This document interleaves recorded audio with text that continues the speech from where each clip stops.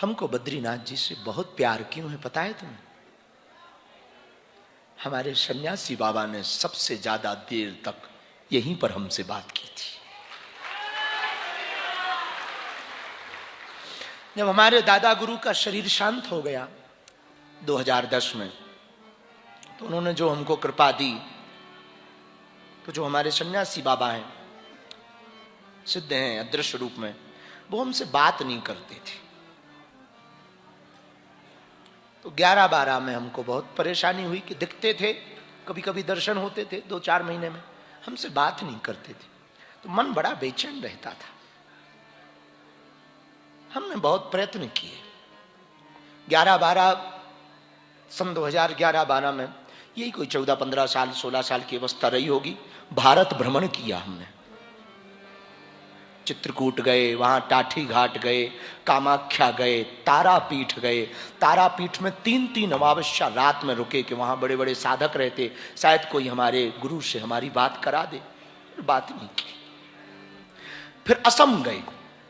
असम में एक जगह है म्योंग, जहां का काला जादू फेमस है, वहां भी गए। तो लोगों ने कहा कि वहां ऐसे ऐसे जानकार रहते हैं कि वो लोगों को मेढक बना देते, ऐसे जानकार रहते। तो हमने सोचा कि भाड़ में गया, गुरुजी या तो बात करेंगे या मेढक बनेंगे, जाने में क्या दिक्कत है। बच्चे थे, जोश था, जुनून था, गुरु पर भरोसा भी था। तो म्योंग भी गए। वहां गए इस चक्कर में कि कोई जानकार मिलेगा, हमारे गुरु से हमारी बात कराएगा, लेकिन उल्टा हो गया। वहां 2-4 हमारे ही चेले बन गए। हाँ, बोलने में तो चटर पटर थे ही। अब पता नहीं लोग हमारे पीछे क्या देखते थे, हमें पता नहीं। अब वो कहते थे कि अरे आप तो हमें आशीर्वाद दो, तो हम कहा हम खुद लेने आए। पता लगे देवी फिरे विपत की मारी, पंडा कहे कला बता। लेकिन वो हम वहां से भी भगे, नेपाल गए। वहां सुन रखा था कि तराई क्षेत्र में लामा अघोरी बहुत रहते, वहां भी कुछ ना मिला। छत्तीसगढ़ गए। छत्तीसगढ़ में एक दंतेश्वरी मंदिर है, नवरंगपुर, जगदलपुर। वहां सुना था कि अच्छे अच्छे साधक रहते, देवी से बात करते। तो हम इस चक्कर में गए कि देवी से सपोर्ट लगवाएं कि हमारे गुरुजी हमसे बात करें। 8 महीने लगभग घर से बाहर जब हो गए, तो सोचा कि अब वापस जाएं। मां भी चिंता कर रही होगी। 4 धाम की यात्रा 2012 की खुली थी, तो केदारनाथ दर्शन की भावना जगी। केदारनाथ के लिए पैदल ही जाते थे, क्षमता तो थी नहीं, लक्ष्मी थी नहीं, ट्रेन पे किराया नहीं लगता था, ट्रेन पे ही बैठ के जाते थे। और ज्यादा से ज्यादा कोई टीसी पूछता था तो कहते लीजिए जेल ले चलो, कम से कम खाने तो मिलेगा। और लंगर प्रसाद कहीं ना कहीं भगवान कृपा कर देते थे, मिल जाता था। कोई ना कोई ऐसा जगत भगत मिल जाता था, गाड़ी में ट्रेन में भंडारा करवाता था, ऊपर से किराया देता था। अब वो क्यों देता था हमें आज तक पता नहीं, पर करता था। तो सोचा कि अब बद्रीनाथ होकर के घर वापस जाएं। तो बद्रीनाथ आए। बद्रीनाथ में ऋषिकेश तक गाड़ी वाहन से, बस से आए थे। वहां से पैदल चलने का सोचा, दूर ज्यादा है। एक भगत जी मिल गए, तो वो हमको केदारनाथ की यात्रा जहां से प्रारंभ होती वहां तक लेके आए। 22 किलोमीटर की पैदल यात्रा शुरू की। और पहली ही घटना विचित्र घटी, हमने शायद एक बार बताई भी, महाराज जी ने भी बताई।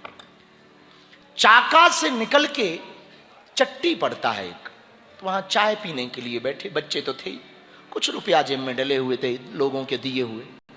चाय का शौक तो था ही, और ठंडी भी बहुत थी। तो वहां चट्टी पे बैठ के चाय पीने लगे। तो एक बूढ़ा दादा, एकदम सफेद, बड़ी प्यारी मूर्ति उसकी, बड़ा प्यारा स्वरूप। बूढ़ा दादा, पेट चिपका है, थोड़ा पेट झुका हुआ, एक धोती पहने, मोजा और जूता पहने और टोपा लगाए, हमारे बगल में बैठा। लगा कोई यात्री होगा। खुशबू बड़ी प्यारी आ रही थी चंदन की। तो हमारी आदत है कि कोई भी बगल में बैठे तो हमने कहा बाबा चाय पियोगे? तो उन्होंने कहा हाँ पिएंगे। तो हमने एक चाय और ली, उनको दी, पीने लगे। तो उन्होंने पूछा बच्चा कहाँ जा रहा है? तो हमने कहा कि हम केदारनाथ जा रहे हैं और फिर वापस जाएंगे या बद्रीनाथ जाएंगे। उन्होंने कहा भोजन किया? उन्होंने कहा नहीं किया। भोजन करेगा बच्चा? तो हम कहा आप कहां रहते? बोले यहीं पीछे मेरा मंदिर है। अब वहां पहाड़ों में कोई मंदिर नहीं, पर हम तो पहली बार आए थे तो हमें पता नहीं था। हमने कहा कि कर लेंगे, चलो। भूख लगी थी, दोपहर का समय होगा, 2 बजे का। उनके साथ पहाड़ चढ़े चट्टी से थोड़ा पीछे की तरफ, लगभग 700-800 मीटर। वहां एक छोटे से हनुमान जी का मंदिर था, एक झोपड़ी थी।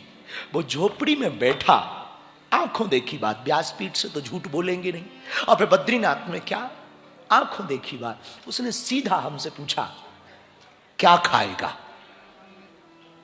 तो हमने कहा कि जो बना हो वो दो।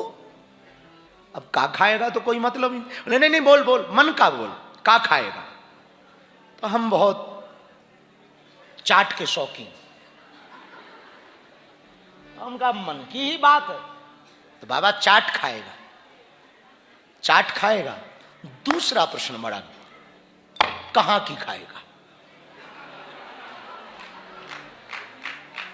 ये भी गजब है। तो हम कहा छतरपुर की खाएंगे। छतरपुर हम जाते रहते थे, और छतरपुर में हमारे यहां एक बड़ा फेमस चाट वाला था, अभी होगा, बहुत दिन से हमें पता नहीं, उसका नाम हरी चाट भंडार है। अभी है तो हरी चाट भंडार है। हमने कहा उसकी चाट खाए। महाराज जी सत्य बात बता रहे गोपाल दास, ऐसा उसने गमछा डाला, तौलिया थी जो, ऐसी तौलिया डाली और तौलिया हटाई, हरे पत्ते में गरम चाट, और जो टोकन उसके यहां व्हाइट कलर का मिला करता था वो टोकन रखी हुई चाट आई। हाँ, एक टोकन देता था व्हाइट कलर का, तुमने देखा होगा, व्हाइट कलर का टोकन देता था, वो टोकन ऊपर रखा हुआ चाट का। हम तो पगले आ गए। हम कहा बाबा यही शक्ति चाहिए अपन को, चाहे जो हो जाए, जर्मनी के आम खाए। फिर हमसे बोले बच्चा बद्रीनाथ चले जाना, लौट के आना, हम भंडारा कराएंगे। लौट के आज हमको कितने साल हो गए? 26 को 12 करो तो कितने साल होते हैं? 14-15 साल हो गए। 10-12 बार तो हमने खोज लिया, 3 बार महाराज जी ने खोज लिया वहां जाके, आज तक वो न स्थान मिला न वो महात्मा मिला। लेकिन जैसे ही बद्रीनाथ आए, हमारे सन्यासी बाबा ने हमसे बात की।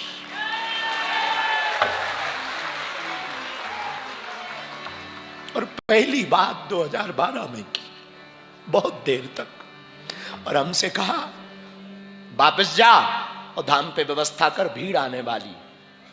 हमारे मुंह से निकला कि वहां पर सड़क आई नहीं, भीड़ कहां से आएगी? फिर पता नहीं लगा। जब भी देर तक हमें बात करनी होती है, आज तक हमने ये रहस्य कभी नहीं बताया तुम लोगों को, आज बताते। हमें जब भी अपने गुरु से देर तक बात करनी होती, हम यहां आते। वहां उनकी समाधि के पास, फिर उस दिन के बाद तो होने लगी थी बात, उस दिन के बाद फिर वो धाम पे, हमको धाम पे दर्शन भी हुए, बात भी होने लगी थी। लेकिन उसके बाद जब भी हमको उनसे बहुत बात करनी होती, इस बार भी वो कम से कम 22-23 मिनट ठहरे।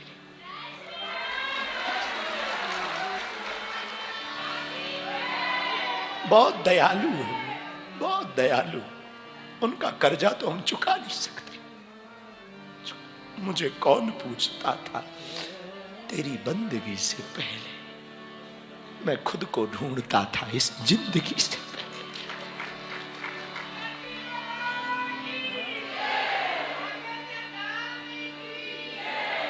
गुरु तो गुरु होता है, गुरु सदा अपने बच्चों का हित चाहता। और मेरे पागलों, इस बार तो वो थोड़े भावुक थे। हमने पूछा क्या हुआ?